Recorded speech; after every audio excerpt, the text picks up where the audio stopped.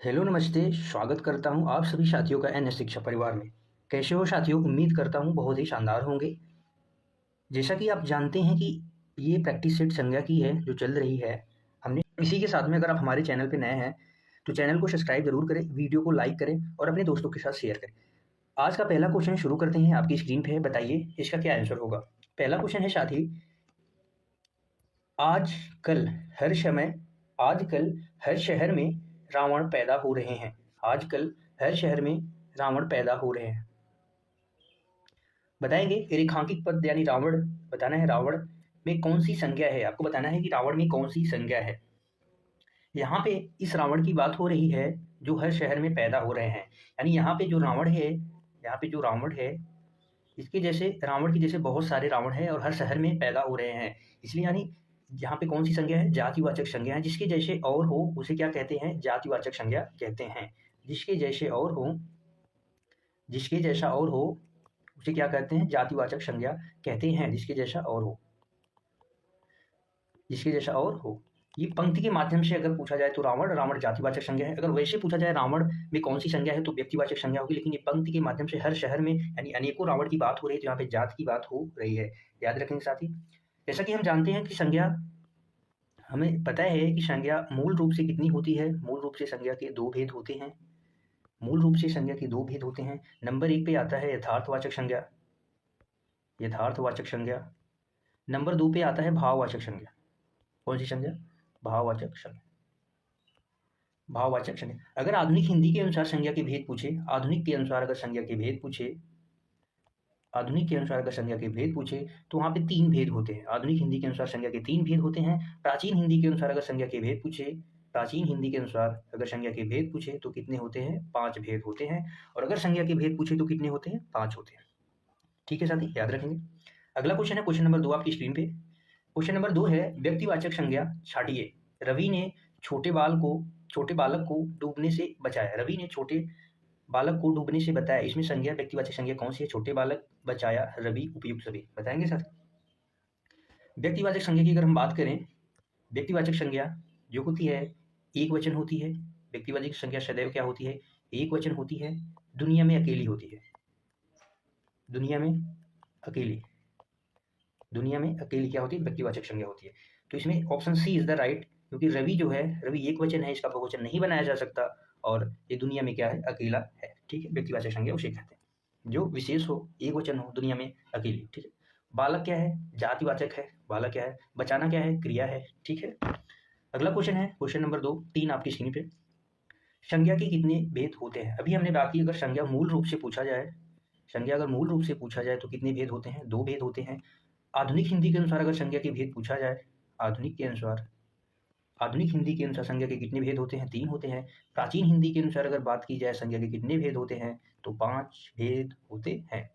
और संज्ञा के कितने भेद होते हैं तो प्राचीन के हिसाब से भी हम लेंगे कितने भेद होते हैं? 5 भेद होते हैं। याद रखेंगे। ठीक है साथी। अगला क्वेश्चन है क्वेश्चन नंबर 4, बताएंगे। क्वेश्चन नंबर 4 आपकी स्क्रीन पे है।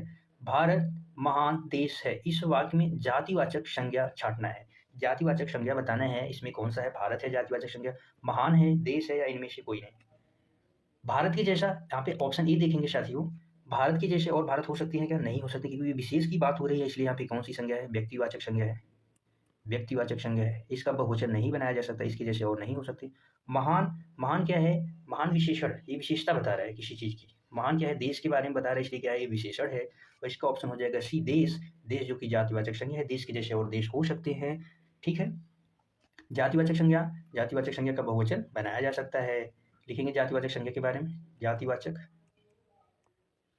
जातिवाचक संज्ञा, ये क्या है? जातिवाचक संज्ञा है। जातिवाचक संज्ञा इसका क्या करता है? बहुवचन बनाया जा सकता है। इसका बहुवचन बना, जैसे देश का देशों कर सकते हैं हम, बहुवचन बनाया जा सकता है। जिसके जैसे और हो बनाया जा सकता है, और जिसके जैसे और हो, इसके जैसे और भी हो सकते हैं। इसके जैसे, इसके जैसे और भी हो सकते हैं। याद रखें। ठीक है। अगला क्वेश्चन बताएंगे। क्वेश्चन नंबर 5 आपकी स्क्रीन पे है। नीम की पेड़ की ऊंचाई बहुत ज्यादा है। नीम की पेड़ की ऊंचाई बहुत ज्यादा है। बताएंगे साथ ही इस वाक्य में भाववाचक संज्ञा क्या है? भाववाचक संज्ञा बताना है। भाववाचक संज्ञाएं अदृश्य रूप में होती हैं। किस रूप में होती है? अदृश्य रूप में होती हैं, जिसको हम क्या करते हैं, देख नहीं सकते हैं। इसे क्या कर सकते हैं, देख नहीं सकते हैं, सिर्फ महसूस किया जा सकता है। ठीक है। नीम की पेड़ की ऊंचाई बहुत ज़्यादा है। यहाँ पे क्या है, ऊंचाई। ऊंचाई क्या है, एक भाव है। ऊंचाई क्या है, एक भाव, इसलिए इसका आंसर हो जाएगा ऑप्शन सी। पेड़ क्या है, संज्ञा शब्द है। ये नीम क्या है, संज्ञा शब्द है। नीम के जैसे और हो सकते हैं, पेड़ के जैसे और हो सकते हैं, इसलिए जातिवाचक संज्ञा है। ये भी क्या है, जातिवाचक संज्ञा है। ज़्यादा, ज़्यादा क्या है यहाँ पे, विशेषण है। ज़्यादा क्या है, विशेषण है। विशेषण की विशेषता, ये किसी चीज की विशेषता बताता है। ज़्यादा क्या, ज़्यादा, नीम ज़्यादा, क्या ज़्यादा, नीम ज़्यादा। नीम ज़्यादा होता है क्या, नहीं होता। ठीक है। सेब ज़्यादा, ये सब ज़्यादा, जो विशेषता बता रहा है, क्योंकि ज़्यादा। जातिवाचक संज्ञा अदिश रूप में होती है। जातिवाचक संज्ञा का निर्माण 5 प्रकार से संभव है। कितने प्रकार से, 5 प्रकार से संभव है। वो भी जातिवाचक संज्ञा नहीं, भाववाचक संज्ञा। भाववाचक संज्ञा 5 प्रकार से निर्मित होती है। कितने प्रकार से, 5 प्रकार से इसका निर्माण हो सकता है। सबसे पहले होता है इसमें विशेषण से, विशेषण से हो सकता है, विशेषण से। क्रिया से, क्रिया से भी हो सकता है। जातिवाचक संज्ञा से, जातिवाचक संज्ञा से, जातिवाचक से, अव्यय से, सर्वनाम से, अव्यय से, इसके बाद सर्वनाम से। 5 प्रकार से जातिवाचक संज्ञा बनाई जा सकती है। ठीक है साथी। अब जैसे ऊंचाई क्या है, जातिवाचक भाववाचक संज्ञा है। अगर ऊंचाई का बहुवचन अगर बना दे, इसका बहुवचन भी बनाया जा सकता है, लेकिन बहुवचन अगर बनाया जाएगा तो जातिवाचक में चली जाएंगी। अगर ये ऊंचाइयां आ जाएगा तो ऊंचाइयां क्या है, किसी जात की बात हो रही है। ठीक है। क्वेश्चन नंबर 6 है, माँ शब्द संज्ञा का कौन सा भेद है। माँ शब्द में संज्ञा का कौन सा भेद है, क्वेश्चन नंबर 6 बताएंगे साथी। हमने भी जातिवाचक संज्ञा की बात की। जातिवाचक संज्ञा से किसी, जातिवाचक संज्ञा, व्यक्तिवाचक संज्ञा की बात की, भाववाचक संज्ञा की बात की। व्यक्तिवाचक संज्ञा दुनिया में अकेली एक वचन होती हैं, एक वचन होती हैं। दुनिया में अकेली, दुनिया में क्या होती हैं, अकेली होती हैं। और व्यक्तिवाचक संज्ञा, जातिवाचक संज्ञा जो होती हैं, ये इसके जैसा और हो, इसके जैसे और, इसके जैसे और हों, इसके जैसे क्या हो, और हो। तो इसका आंसर हो जाएगा क्या, माँ। माँ जातिवाचक संज्ञा के अंतर्गत आता है। जातिवाचक संज्ञा में, जातिवाचक संज्ञा में आ जाएंगे चाचा, ताऊ, चाचा, ताऊ, पापा, किसान, डॉक्टर, मामा, नाना, नानी आदि क्या है, जातिवाचक संज्ञा के अंतर्गत आते हैं। ठीक है। अगला क्वेश्चन बताएंगे, क्वेश्चन नंबर 7 है आपकी स्क्रीन पे। ताजमहल, ताजमहल में किस संज्ञा शब्द का शब्द है। ताजमहल में कौन सी संज्ञा है, आपको बताना है। ताजमहल संज्ञा का कौन सा भेद है। क्वेश्चन नंबर 7 है, ताजमहल संज्ञा का कौन सा भेद है, बताएंगे। जातिवाचक है, भाववाचक है, व्यक्तिवाचक है, इनमें से कोई बताएंगे साथी। इसका आंसर हो जाएगा व्यक्तिवाचक।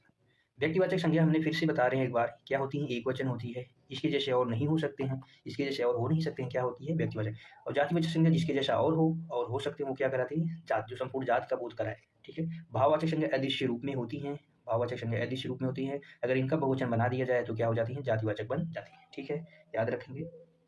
भाववाचक भी संज्ञा क्या होती हैं, ये भी एक वचन होती हैं। भाववाचक संज्ञा एक वचन होती है। अगर इनको बहुवचन बना दिया जाए तो किसमें बदल जाएंगी, जातिवाचक में बदल जाएंगी। और ये अदृश्य रूप में भी होती हैं, किस रूप में, अदृश्य रूप में भी होती है। ठीक है। अगला क्वेश्चन है क्वेश्चन नंबर 8। क्वेश्चन नंबर 8 है मिठास। क्वेश्चन नंबर 8 है, मिठास कौन सा भेद है, संज्ञा का मिठास कौन सा भेद है, बताएंगे। मिठास कौन सा भेद है, इसमें जातिवाचक संज्ञा, व्यक्तिवाचक, भाववाचक, इनमें से कोई नहीं। आपके सामने 3 शब्द लिख रहे हैं। एक शब्द होता है मीठा, एक शब्द होता है मिठाई, एक शब्द क्या होता है, मिठाई, एक शब्द होता है मिठास, एक शब्द क्या होता है, मीठा। मीठा से संपूर्ण जाति का बोध है, संपूर्ण मीठा की बात हो रही है। संपूर्ण मिठाई, मीठा क्या है, विशेषण है। मीठा किसी को भी हम कह सकते हैं, मीठा, तीखा, नमकीन, ये क्या है, विशेषण की बात हो। मिठाई संपूर्ण जाति की बात हो रही है, इसलिए यहाँ पे संपूर्ण मिठाई, जिसमें सारी मिठाई आ जाएंगी, ये जातिवाचक संज्ञा है। मिठास, मिठास का क्या है, भाव है, ये क्या है, भाववाचक संज्ञा है। ये क्या है, भाववाचक संज्ञा। इसका आंसर हो जाएगा ऑप्शन डी, मिठास। ठीक है।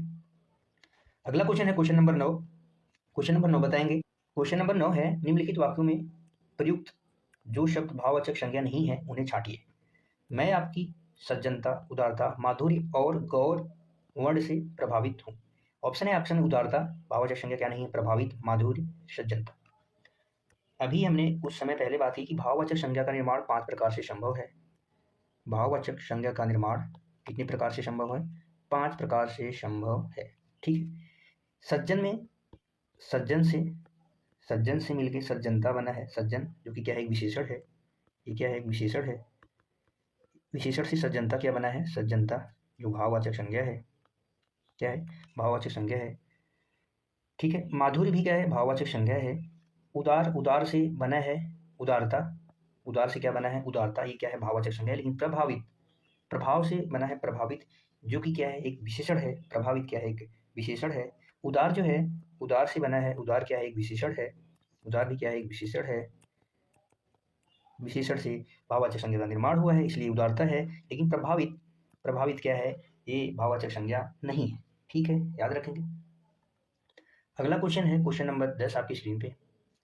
इनमें से कौन सा शब्द जातिवाचक संज्ञा से बनी भाववाचक संज्ञा नहीं है। जाति, सबसे पहले आपको जातिवाचक संज्ञा से बनी भाववाचक संज्ञा निकालना है। भाववाचक संज्ञा 5 प्रकार से, आपको पता है 5 प्रकार से बनाई जा सकती हैं।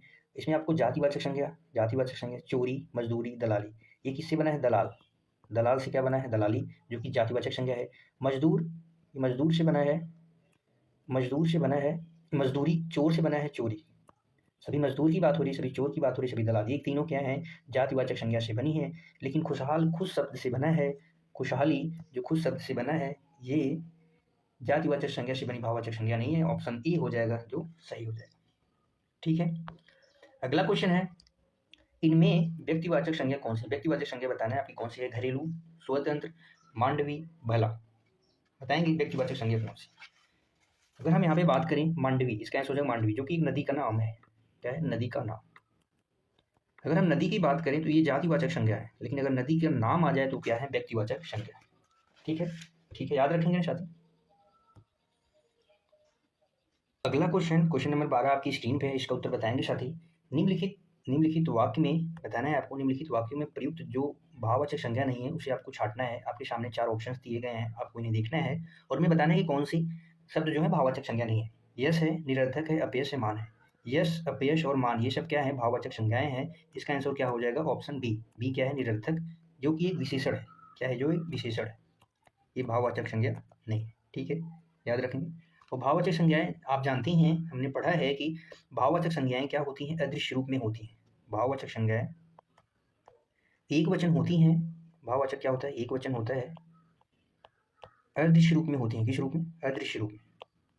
इसको केवल क्या कहिए, महसूस किया जा सकता है। इसको क्या महसूस किया, प्लेट में इसे परोस नहीं सकते हैं, प्लेट में परोस नहीं सकते हैं। ठीक है, प्लेट में इसे परोस नहीं सकते। अगला क्वेश्चन बताएंगे, क्वेश्चन नंबर 13 आपकी स्क्रीन पे है।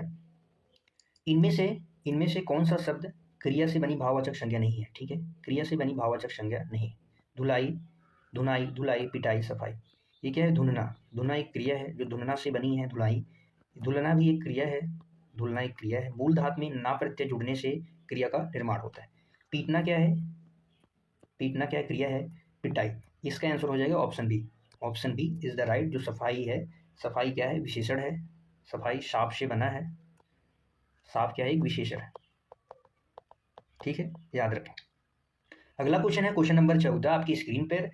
भीड़ शब्द में प्रयुक्त, भीड़ शब्द में प्रयुक्त संज्ञा है। भीड़ शब्द में प्रयुक्त कौन सी संज्ञा है, व्यक्तिवाचक, समुदायवाचक, द्रव्य, भाव। हमने व्यक्तिवाचक संज्ञा को अच्छे से देख लिया, भाववाचक को देख लिया। समुदाय, समुदाय से समूहवाचक भी कहते हैं, इसे समूह भी कहते हैं, जिसकी गिनती की जा सकती है। इसकी गिनती क्या की जा सकती है, की जा सकती है, गिना जा सकता है, गिना जा सकता है, गिना जा सकता है। और समूह का बोध कराती है, समूह, समूह का बोध। ठीक है, भीड़ क्या है, समूह है एक, इसलिए समूहवाचक संज्ञा। इसका आंसर हो जाएगा ऑप्शन बी। जैसे कुछ एग्जांपल्स और देख लेते हैं। जैसे हमने कहा कक्षा की बात की, कक्षा क्या है, समुदाय, समूह की बात है।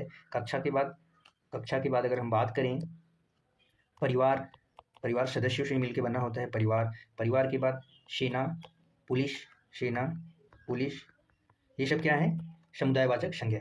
द्रव्यवाचक संज्ञा वे संज्ञाएं होती हैं जिनको क्या गिना नहीं जा सकता, इनको गिना नहीं जा सकता, गिना नहीं जा सकता।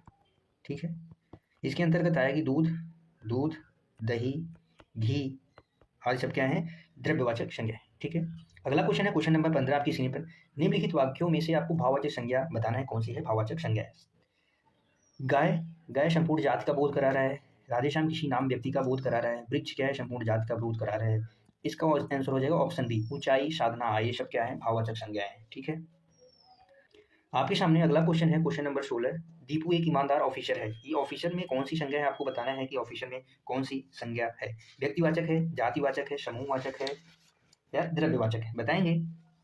जातिवाचक संज्ञा जिसके जैसा हो, इसका ऑप्शन हो जाएगा ऑप्शन बी जाति। ये संपूर्ण ऑफिसर जाति का बोध करा जाओ। जातिवाचक संज्ञा जिसके जैसा क्या हो और जिसके जैसा और हो, जिसके जैसा और हो, वो क्या कहलाती हैं? जातिवाचक संज्ञा कहलाती है। ठीक है, अगला क्वेश्चन है कुंज में संज्ञा शब्द का भेद बताएं। कुंज, कुंज का अर्थ होता है एक हाथी को भी कुंज कहते हैं, हाथी को भी कहते हैं, हाथी के दांत को भी कहते हैं कुंज, दांत के बाद झाड़ी को भी कभी कभी कह देते हैं कुंज। ठीक है, इसके अनेक नाम हैं।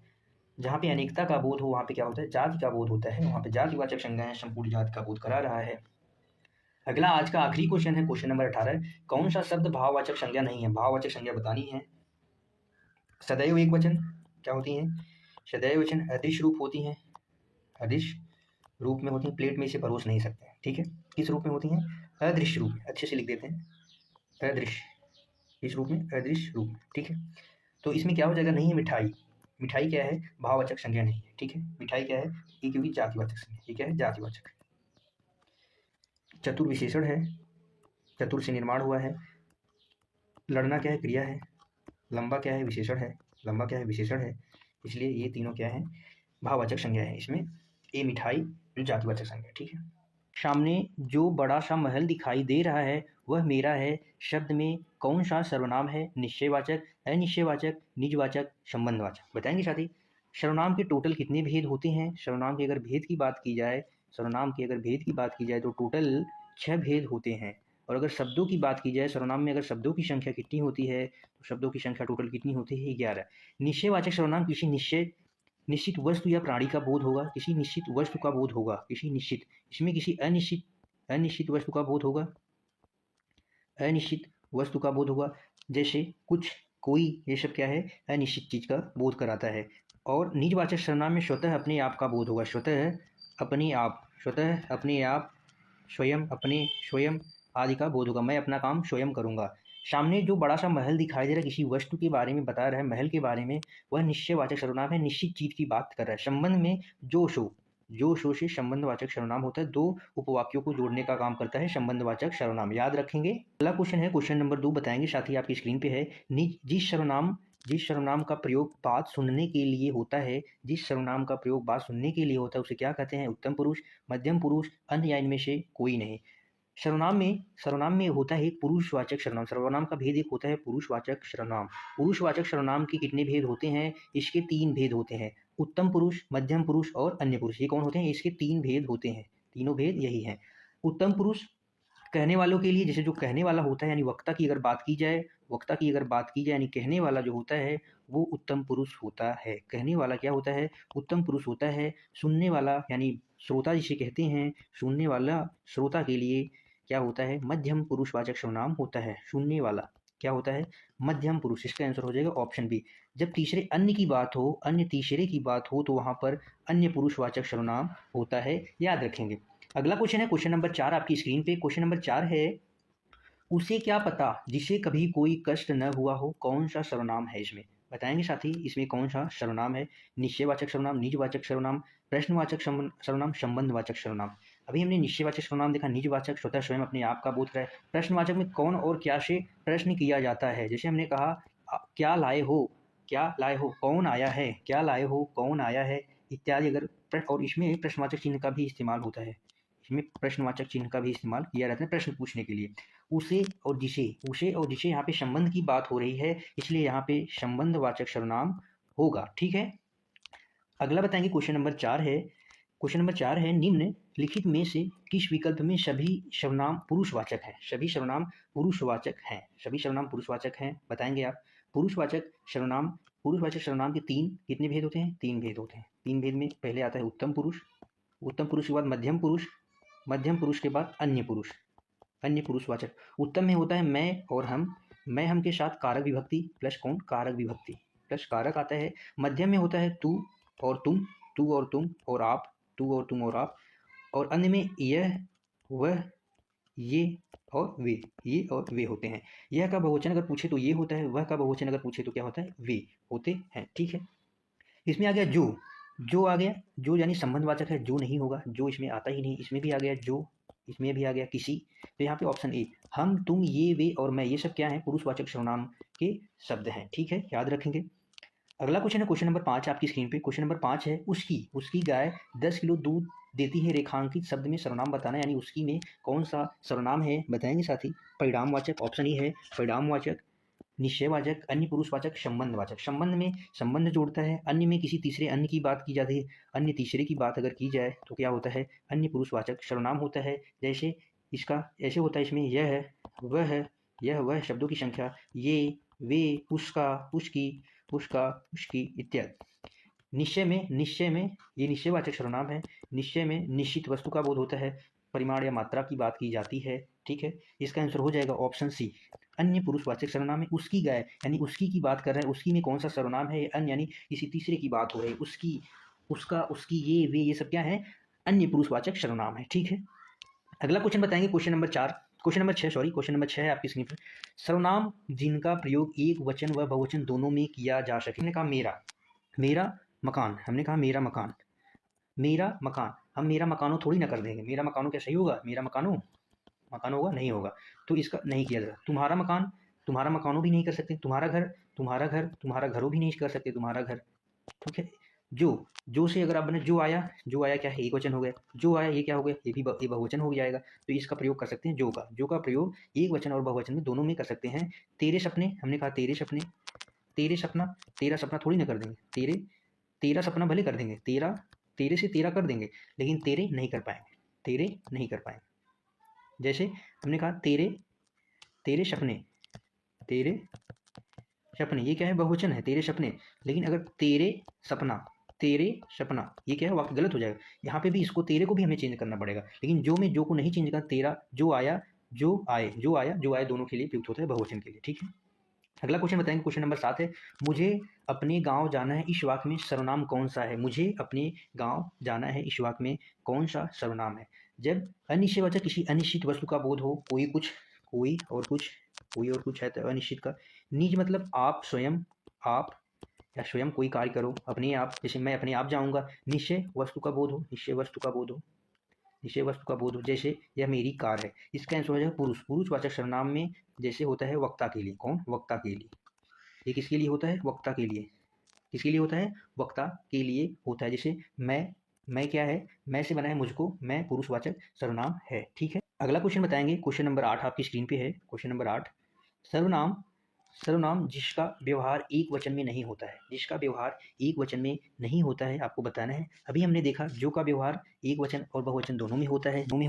जो से जिसने बनाया है, जिसने से हमने, जैसे जिसने मारा है, जिसने क्या है, मारा है, एक वचन इसका बनाया जा सकता है, जिसने मारा है। आपका नहीं बनाया, इसका आंसर हो जाएगा आप। इसका आंसर हो जाएगा मैं। जैसे मैंने कहा मैं खेल रहा हूँ, मैं क्या कर रहा हूँ, मैं खेल रहा हूँ, इसका एक वचन बनाया जा सकता है, बहुवचन लेकिन नहीं बनाया। बहुवचन केवल, अगर बहुवचन की बात करें तो जो के साथ बहुवचन भी हो जाएगा, एक वचन और बहुवचन दोनों, एक वचन और बहुवचन दोनों के लिए प्रयुक्त होता है, एक वचन और बहुवचन दोनों के लिए प्रयुक्त होता है। आपका इस्तेमाल एक वचन के लिए नहीं होता है। अगला क्वेश्चन है क्वेश्चन नंबर 9, किस क्रम में निश्चयवाचक सर्वनाम का सही उदाहरण है। निश्चयवाचक सर्वनाम का सही उदाहरण आपको बताना है, कौन सा क्रम है निश्चयवाचक सर्वनाम। कोई कुछ से अनिश्चयवाचक सर्वनाम होगा। अरे नालायक तू इधर क्या कर रहा है, प्रश्नवाचक यानी प्रश्न पूछ रहा है। आपका शुभ नाम क्या है, निश्चयवाचक सर्वनाम ने हमें आपको बताया है कि किसी वस्तु का बोध होगा, निश्चित वस्तु का बोध होगा। यहाँ पे हमें प्राणी का बोध हो रहा है, किसका बोध हो रहा है, हमें यहाँ पे प्राणी का बोध हो रहा है, किसका बोध हो रहा है, हमें यहाँ पे प्राणी का बोध हो रहा है। आपका शुभ नाम क्या है, यहाँ पे पुस्तक वस्तु है, यह कितनी उपयोगी है, इसलिए इसका आंसर हो जाएगा ऑप्शन ए, ठीक है, याद रखेंगे।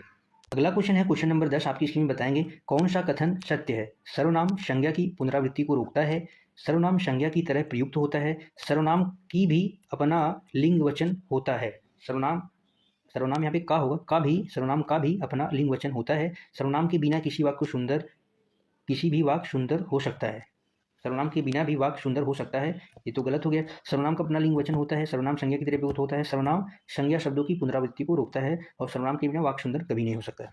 अगला क्वेश्चन नंबर 11 है, सर्वनामों की कुल संख्या आपको बतानी है। सर्वनामों की कुल संख्या कितनी है, सर्वनामों की कुल संख्या, अगर भेद की बात की जाए, भेद टोटल कितने होते हैं, 6, और संख्या की बात की जाए तो कितने होते हैं, 11 होते हैं। जैसे इसमें कौन कौन है, मैं तुम आप, मैं तुम आप, यह वह, जो सो, कोई कुछ, कोई कुछ के बाद क्या और कौन, क्या और कौन, ठीक है, क्या और कौन। कुल 11 शब्दों की संख्या है।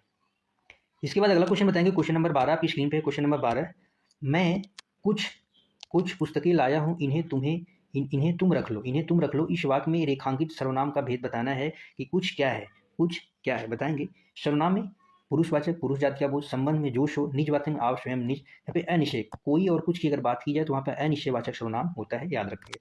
अगला क्वेश्चन बताएंगे, क्वेश्चन नंबर 13 है आपकी स्क्रीन पे। कौन का प्रयोग किसके लिए होता है, कौन का प्रयोग किसके लिए होता है, आपको बताना है कौन का प्रयोग। जैसे हम देखेंगे कौन का प्रयोग सजीवों के लिए, निर्जीवों के लिए, दोनों के लिए उपयुक्त में से कोई नहीं। कौन, कौन सी चीज, हमने कहा कौन सी चीज, कौन सी चीज, कौन सी चीज, कौन, कौन आया है, कौन आया है, कौन सी चीज, कौन आया है। यह निर्जीव चीज के बारे में होते, वस्तु के बारे में, निर्जीव की, ये सजीव के बारे में, यानी सजीव और निर्जीव दोनों के लिए हम प्रयुक्त कर सकते हैं कौन। कौन सी चीज तुम्हें चाहिए, कौन आया है, दरवाजे पर कौन आया है, तो दोनों के लिए प्रयुक्त होगा, याद रखेंगे। अगला क्वेश्चन है क्वेश्चन नंबर 14, इनमें से किस वाक्य में निजवाचक सर्वनाम का प्रयोग हुआ है। निजवाचक सर्वनाम स्वतः अपने आप कोई अगर व्यक्ति कार्य करे या तो वहाँ पे क्या होता है, निजवाचक सर्वनाम होता है, निजवाचक सर्वनाम होता है। बताएंगे क्या होगा इसका आंसर, निजवाचक सर्वनाम होता है। इसका आंसर हो जाएगा ऑप्शन ए, वह आम खा लेता है, वह आप ही खा लेता है, वह आप ही मतलब अपने आप ही, वह आप ही, उसके लिए किसी की जरूरत नहीं पड़ती, वह आप ही खा लेता है, वह आप यानी अपने आप खा लेता है, वह स्वतः अपने आप अपने काम को कर लेता है, वह अपने आप। आप क्या क्या खाते हैं आजकल, आप कहाँ रहते हैं, ये प्रश्नवाचक हो गया, इनमें से कोई नहीं, यानी इसका आंसर हो जाएगा ए, ऑप्शन ए, अपने आप। अगला क्वेश्चन है क्वेश्चन नंबर 15, जिसका किस सर्वनाम का यौगिक रूप है। यौगिक यानी कारक विभक्ति से जो बदले, यौगिक रूप यानी कारक विभक्ति से जो बदले, कारक विभक्ति से जो बदले उसे क्या कहते हैं, उसे बोलते हैं यौगिक रूप। जैसे हमने कहा हम से क्या बनता है, हमारा, हमसे हमारा बनेगा कारक विभक्ति के साथ, हमारी, हमसे, हमारी, हमसे क्या बनता है, ये सब बनता है। जिसका बना है जो से, जो, जिसका, जिसकी, जिसके इत्यादि जो सर्वनाम शब्द से बने हैं, ठीक है, याद रखें। अगला क्वेश्चन है क्वेश्चन नंबर 16 आपकी स्क्रीन पे। क्वेश्चन नंबर 16 है, सीधा शब्द का निम्नलिखित में से किस रूप में प्रयोग नहीं किया जा सकता। सीधा, जैसे हमने कहा सीधा दौड़ रहा है, सीधा दौड़ रहा है, दौड़ना क्या है, क्रिया है, दौड़ना क्या है, क्रिया है, और सीधा क्या है, विशेषता बता रहे हैं, इसलिए क्रिया विशेषण के भी साथ इसका प्रयोग होगा, इसके साथ क्रिया विशेषण की बात। सीधा रास्ता, ये संज्ञा की विशेषता बता रहे, इसलिए विशेषण भी है और संज्ञा भी है, यानी इसका प्रयोग सर्वनाम के साथ नहीं हो सकता, option B is the correct, सर्वनाम के साथ इसका प्रयोग नहीं हो सकता। आप बना के दे सर्वनाम शब्दों के, जो सीधा, क्या सीधा, जो सीधा से कोई वाक्य नहीं बन सकता। अगला क्वेश्चन है क्वेश्चन नंबर 17, क्वेश्चन नंबर 17 है आपकी स्क्रीन पर। वक्ता या लेखक जिस सर्वनामों का प्रयोग अपने लिए करता है वे सर्वनाम क्या कहलाते हैं। वक्ता या लेखक जिस सर्वनामों का प्रयोग करता है, वक्ता या लेखक, उसे क्या कहते हैं। सर्वनाम के भेद अगर पूछे तो कितने होते हैं, 6। शब्दों की बात अगर की जाए तो कितने होते हैं, 11। और सर्वनाम के 6 भेद में पुरुषवाचक सर्वनाम होता है जिसके 3 भेद होते हैं। पुरुषवाचक सर्वनाम के कितने भेद होते हैं, 3। अन्य, मध्यम और उत्तम। उत्तम पुरुष वक्ता या लेखक के लिए होता है, वक्ता या लेखक यानी कहने वाला, बात को कहने वाला, इसको कहने वाला, तो इसका क्या आंसर हो जाएगा, ऑप्शन ए। मध्यम यानी श्रोता के लिए होता है, श्रोता के लिए। किसी यानी तीसरे किसी बात, अगर तीसरा किसी के बारे में बात हो तो अन्य होता है, ठीक है। इसका आंसर हो जाएगा उत्तम पुरुष, ऑप्शन सी। अगला क्वेश्चन नंबर 18 आपकी स्क्रीन पे उत्तर देने का प्रयास कीजिए। निम्नलिखित में से क्या एक अप्राणीवाचक प्रश्नवाचक सर्वनाम है। अप्राणीवाचक में जिसमें प्राणी का बोध हो, प्राणी का बोध, अप्राणी मतलब प्राणी का बोध न हो, प्राणी का मतलब प्राणी का बोध हो, अप्राणी मतलब प्राणी का बोध न हो। आपको बताना है कि किस, कोई, कौन, क्या। इसमें जैसे हमने कहा किस से, तुम किससे बात कर रहे थे। जैसे हमने कहा तुम किससे बात कर रहे थे, तुम किससे बना है, किससे, तुम किससे बात कर रहे थे। इसमें प्राणी का यानी मनुष्य प्राणी का बोध हुआ, इससे ये क्या है, प्रश्नवाचक है। क्या एक अप्रमाणिक प्रश्नवाचक है, इसमें इसके बारे में पूछा है। तो कोई, दरवाजे पर कोई आया है, कौन आ रहा है, क्या लाए हो, लाए यानी इससे वस्तु का बोध हो रहा है ना कि प्राणी का बोध हो रहा है। तो हमारा इसका क्या आंसर हो जाएगा, ऑप्शन डी। क्या हो जाएगा, ऑप्शन डी। क्या लाए हो, लाए यानी वस्तु की, किसी वस्तु का बोध हो रहा है न कि प्राणी का। तो वही पूछा है अप्राणीवाचक प्रश्नवाचक कौन है, तो हमें बताना है क्या। क्या है जो अप्रमाणिक वाचक प्रश्नवाचक सर्वनाम है, याद रखेंगे। ठीक है, आज के लिए इतना ही बस साथी, आज के लिए इतना ही। क्लास में बने रहने के लिए आप सभी साथियों का तहे दिल से धन्यवाद है। ठीक है, पढ़ते रहिए, मस्त रहिए। कल हमारी क्लास होने वाली है विशेषण की, आप उसको लेना न भूलें। पढ़ते रहिए, मस्त रहिए, खुश रहिए। मिलते हैं अगली विशेषण की क्लास में, तब तक के लिए bye bye, thank you so much.